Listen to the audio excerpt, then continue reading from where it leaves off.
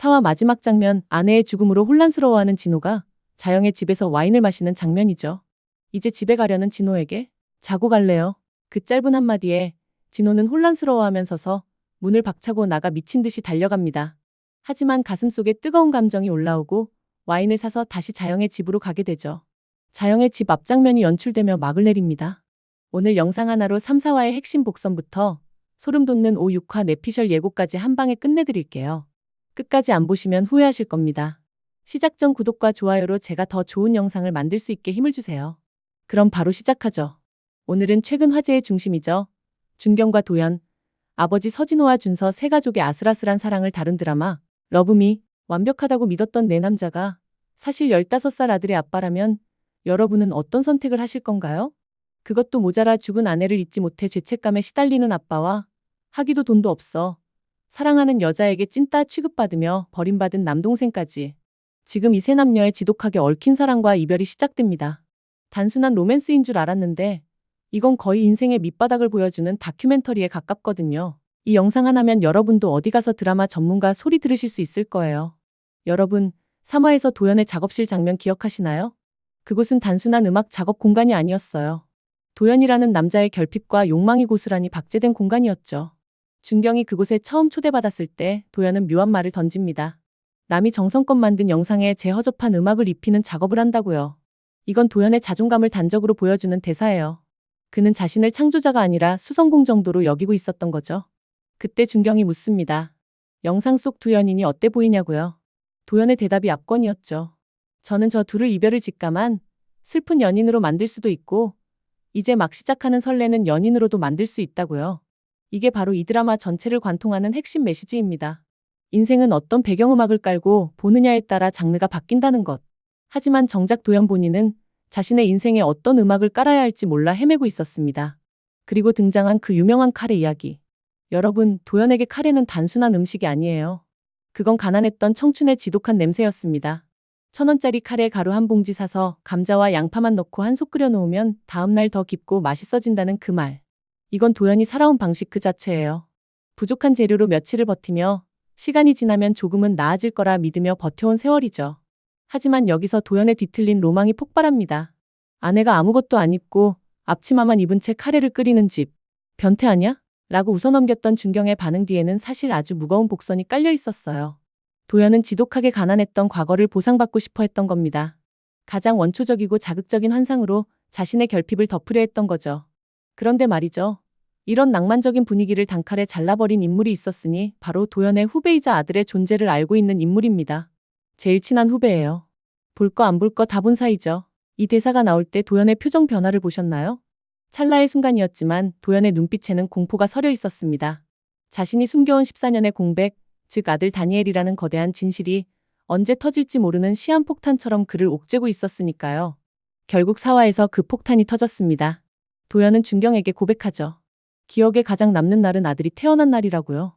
이 고백은 준경에게는 사형 선고나 다름없었습니다.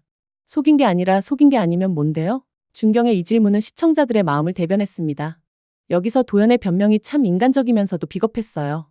계속 말할 기회를 찾고 있었지만 타이밍이 문제였다는 그 말.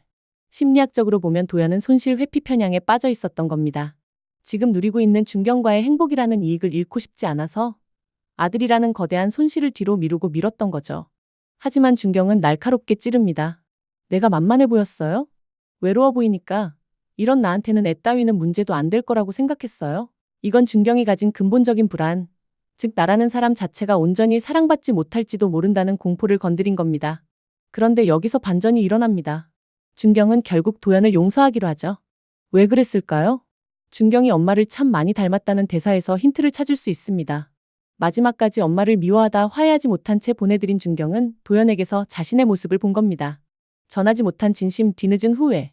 준경은 도연의 거짓말이 악의가 아니라 두려움에서 기인했다는 걸 본능적으로 알아챈 거죠.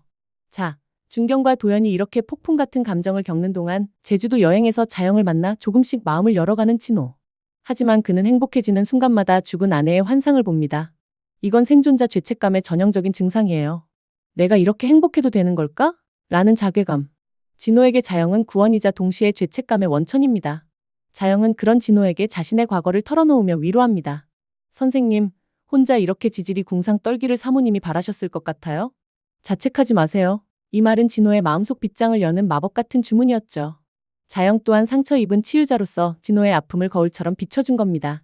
서울로 돌아와서도 두 사람이 만나기 시작한 건 이제 진호가 과거라는 무덤에서 걸어 나와 현재라는 빛을 향해 가기로 결심했다는 뜻이죠. 하지만 여러분, 이 집안의 진짜 폭탄은 막내 준서였습니다. 대학원생이라는 신분, 수입 없는 미래. 여자친구 소리에게 찐따 소리를 들으며 차이는 장면은 정말 처참했습니다. 영원한 사랑? 웃기지 마. 내 미래에 내가 있을까? 소리의 이 말은 단순한 이별 통보가 아니에요. 사랑만으로는 밥 먹여주지 않는다는 냉혹한 진실 말입니다. 준서는 친구 영준의 집에서 닭볶음탕을 먹으며 자신의 초라함을 곱씹습니다. 음식 못해. 음악 하신다고. 도연을 무시하던 소리의 지인들의 말처럼 준서 또한 세상의 잣대에서 나고자로 분류되고 있었던 거죠. 하지만 여기서 반전의 씨앗이 뿌려집니다. 바로 지혜원이라는 존재죠. 소리가 보지 못했던 준서의 진심을 누군가는 알아보기 시작했다는 것. 이것이 앞으로 5화에서 펼쳐질 새로운 관계의 서막이었습니다. 3, 4화는 결국 우리에게 묻습니다. 당신의 사랑은 그 사람의 과거와 현실까지 모두 감당할 수 있느냐고요. 도연의 아들, 진호의 사별, 준서의 가난. 이 세 가지 거대한 벽 앞에서 이들은 무너질까요? 아니면 벽을 타고 넘어갈까요? 알겠습니다. 먼저 우리를 가장 충격에 빠뜨렸던 인물, 바로 도연의 아들 다니엘 이야기부터 시작해보죠. 여러분, 15살이라는 나이는 단순히 사춘기가 아닙니다. 심리학적으로 보면 자아의 재정립이 일어나는 가장 혼란스러운 시기죠. 그런데 14년 동안 아빠의 부재 속에서 자란 아이가 갑자기 나타났다? 이건 도연에게는 축복일지 몰라도 준경에게는 재앙에 가까운 변수입니다. 5화 예고편에서 다니엘이 준경을 바라보는 그 서늘한 눈빛 보셨나요? 아빠 여자친구랑 좀 친해졌으면 좋겠거든. 이라는 도연의 말에 다니엘은 아주 잔인한 대답을 돌려줍니다. 내가 요리를 걔한테 그렇게까지 좋은 이미지이고 싶냐? 미친 녀석 같아. 여기서 우리는 다니엘이 가진 지독한 결핍을 읽어야 합니다. 다니엘에게 준경은 아빠의 사랑을 나누어야 할 대상이 아니라 자신을 독일로 보내버린 엄마의 빈자리를 어설프게 채우려는 가식적인 존재로 보이는 거죠. 준경은 여기서 큰 딜레마에 빠집니다. 엄마를 닮아 남을 미워하는 게 서툴렀던 준경은 다니엘의 독서를 들으면서도 그 아이 뒤에 숨은 외로움을 봐버리거든요. 5화에서 두 사람의 첫 식사 장면은 그야말로 얼음판 위를 걷는 기분일 겁니다. 준경이 정성껏 준비한 요리를 다니엘이 쓰레기 취급하며 엎어버리는 순간 준경은 깨닫게 될 거예요. 도연이라는 남자를 사랑한다는 건 그 남자가 가진 15년의 세월과 상처까지 통째로 삼켜야 하는 일이라는 걸요. 하지만 여기서 작가로서 제가 던지는 뇌피셜 하나. 다니엘은 사실 준경을 밀어내는 게 아니라 테스트하는 겁니다. 당신도 우리 엄마처럼 힘들면 나를 버릴 건가요? 라는 질문을 온몸으로 던지고 있는 거죠. 준경이 이 테스트를 어떻게 통과하느냐가 6화의 핵심 관전 포인트가 될 겁니다. 자, 이제 시선을 돌려 서진호와 자영의 비밀 연애로 가봅시다. 여러분, 사별한 남자가 새로운 사랑을 시작할 때 가장 무서운 게 뭔지 아세요? 바로 세상의 눈입니다. 5화에서 진호는 결심한 듯 말하죠. 저 앞으로 절대로 다른 사람 눈치 안 볼 거예요. 자영씨. 이 대사는 진호에게는 생존 선언이나 다름없습니다. 죽은 아내의 그림자에서 벗어나 비로소 숨을 쉬겠다는 선언이죠. 하지만 현실은 그리 녹록지 않습니다. 극장 데이트 장면, 상상만 해도 손에 땀을 쥐게 하죠. 어두운 극장 안에서 조심스레 자영의 손을 잡는 진호. 그 손은 떨리고 있을 겁니다. 설렘 때문이 아니라 공포 때문이죠. 그리고 영화가 끝나고 불이 켜지는 순간 운명의 장난처럼 준경과 마주칩니다. 여기서 준경의 표정 변화를 주목해야 합니다. 자기는 도연의 아이 때문에 인생이 송두리째 흔들리고 있는데 이 장면에서 준경은 아빠를 향해 배신자? 라고 외치고 싶을 겁니다. 이건 단순히 죽은 엄마에 대한 의리가 아니에요. 준경에게 진호는 슬픔을 공유하는 유일한 안식처였는데 그 안식처가 무너진 것에 대한 본능적인 거부감이죠. 6화에서 갈등은 최고조에 달할 겁니다. 진호는 자영을 지키기 위해 처음으로 준경에게 화를 내게 될 것이고 그를 이해하지 못해 방황하게 되겠죠. 하지만 이 갈등의 끝에서 진호는 자영에게 더 깊이 의지하게 될 것이고 두 사람의 관계는 비밀 연애를 넘어 운명 공동체로 격상될 겁니다. 그리고 우리 막내 준서 이야기 빼놓을 수 없죠. 5화 예고에서 준서는 완전히 무너진 모습입니다. 소리 미래에 내가 있을까? 라는 자주 섞인 말. 대학원생이라는 신분이 주는 비참함이 극에 달한 상태죠. 그런데 여기서 지혜원이라는 인물이 구원투수로 등판합니다. 소리가 준서를 돈 못 버는 찐따로 봤다면 혜원은 준서를 세상을 바꿀 지식을 가진 연구자로 봅니다. 관점의 차이가 사랑의 질을 바꾸는 거죠. 뇌피셜을 더해보자면 6화에서 전 여친 소리가 준서의 근황을 듣고 다시 접근할 가능성이 큽니다.